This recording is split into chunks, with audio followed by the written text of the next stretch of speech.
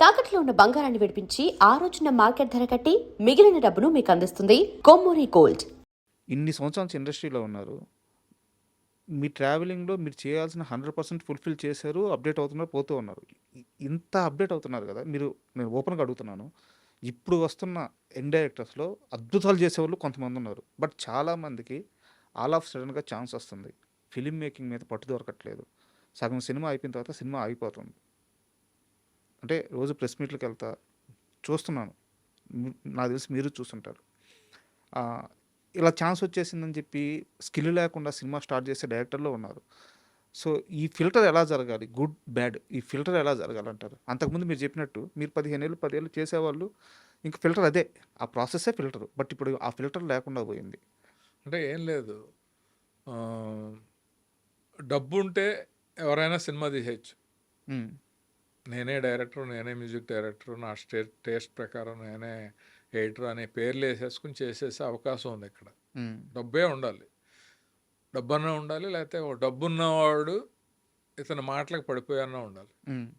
ఈ రెండిట్ల వల్లే అవగాహన లేని డైరెక్టర్స్ తోటి సినిమాలు వస్తున్నాయి. ఫెయిల్యూర్ రేట్ కూడా పెరుగుతుంది. కరెక్ట్. ఇప్పుడు డైరెక్టర్ అంటే ఎవరు? ఒక అల్లుళ్ళు అంటాడు. హ్మ్. సబ్జెక్ట్ కూతురు లాంటిది నిర్మాతకి. కూతురు జీవితం బాగుండాలన్నా, తన జీవితం బాగుండాలన్నా అల్లుడిని సెలెక్ట్ చేసుకునేటప్పుడు సరైనోడిని సెలెక్ట్ చేసుకుంటే హ్మ్. ప్రాజెక్టు సరైన విధానంలో వెళ్తుంది. ఒక రాంగ్ పర్సన్ను, అవగాహన లేని పర్సన్ను చేసుకుంటే బడ్జెట్ పెరిగిపోద్ది, సినిమా ఆడదు. తీసేసిన సినిమాని చూసి ఏముంది దీంట్లో, అసలు ఫీల్ అవటానికి ఏమి లేదు, ఇన్వాల్వ్మెంట్ లేదు, ఇలాంటివన్నీ వస్తాయి. సార్.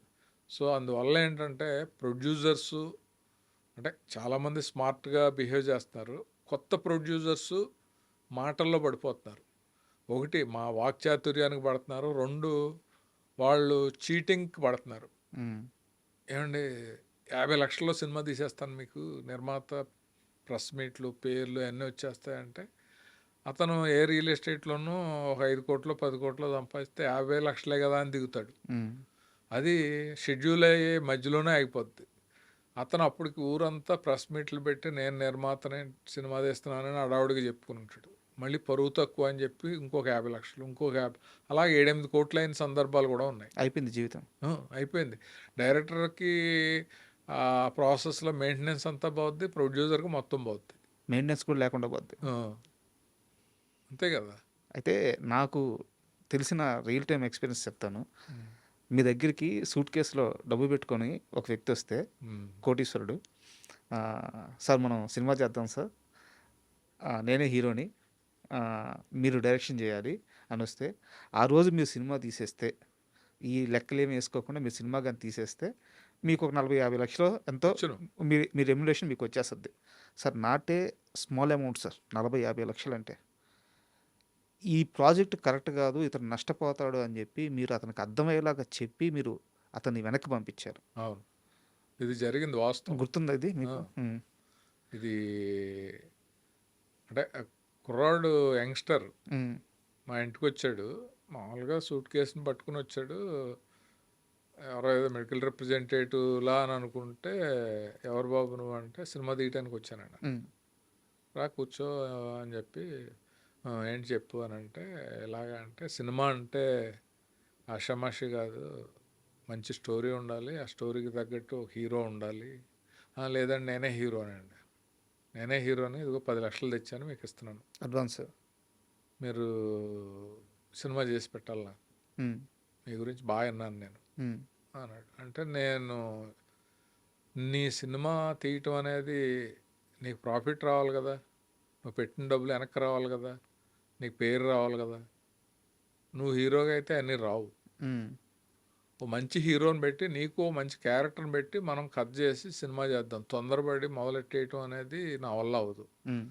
నీ డబ్బుని చూసి నేను ఏదో నిన్ను ట్రాప్ చేసి చేస్తానని అనే టైప్ కూడా కాదు నేను. దీనికి ఒప్పుకుంటే నేను అడ్వాన్స్ తీసుకుంటాను, లేదంటే నీ డబ్బులు నువ్వు పట్టుకెళ్ళిపో. లేదండి ఎల్లుండే మొదలెట్టేయాలి, నేనే హీరో అన్నాడు. తీసుకెళ్ళిపో నీ డబ్బులు అని.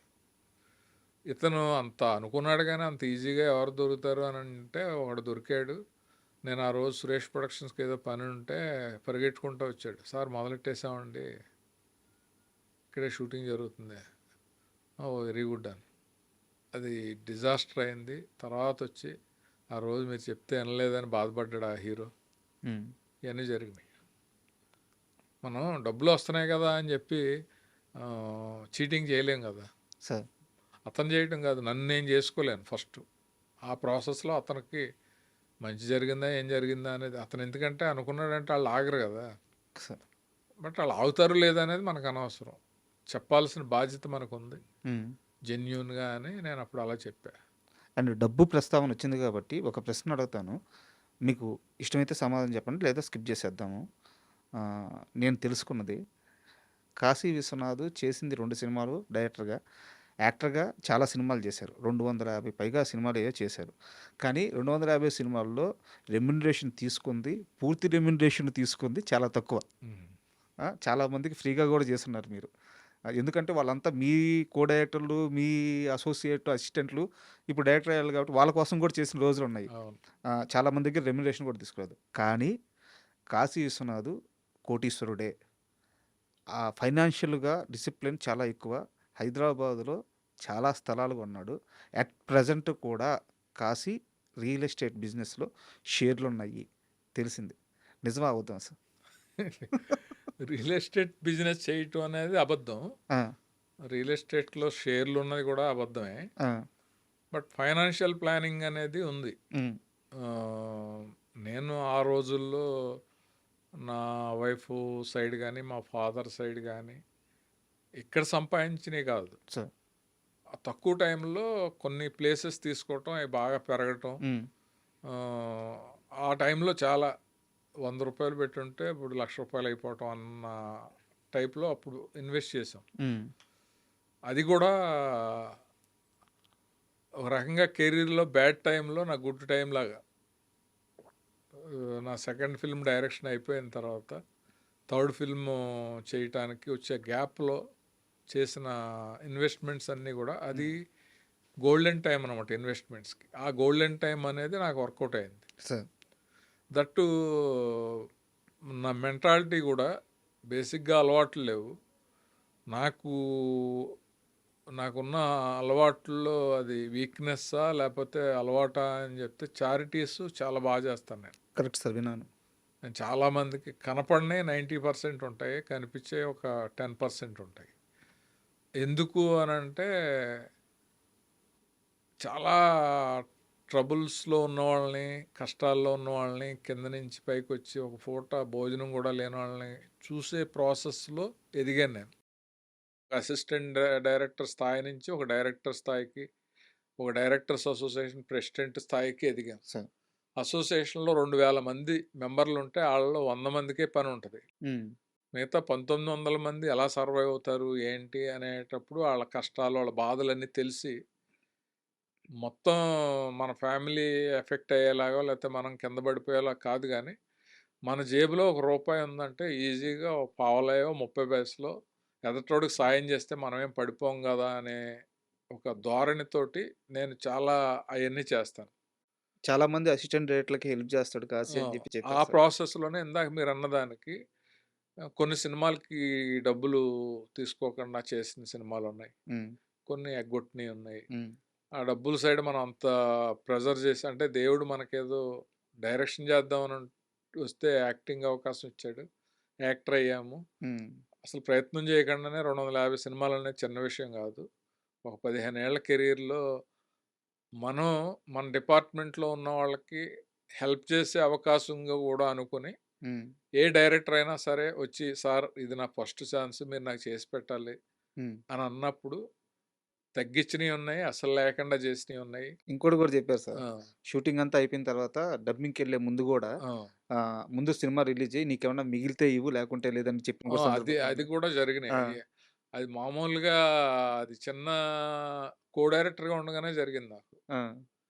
అది జగపతి బాబు గారు ఫాదరు రాజేంద్ర ప్రసాద్ గారు లెజెండ్. ఆయన నన్ను ఎందుకో లైక్ చేసేవాడు. ఆయన ఫస్ట్లోనే ఆయన ఇష్టం అనిపించేసింది, ఎందుకంటే ఆయన కో డైరెక్టర్గా నేను హైదరాబాద్ మెడ్రాస్ నుంచి వస్తే దసరా బుల్లోళ్ళలో కారు ఉండేది, ఆ కారు వేసుకుని ఆయన వచ్చాడు నన్ను రిసీవ్ చేసుకోవటానికి.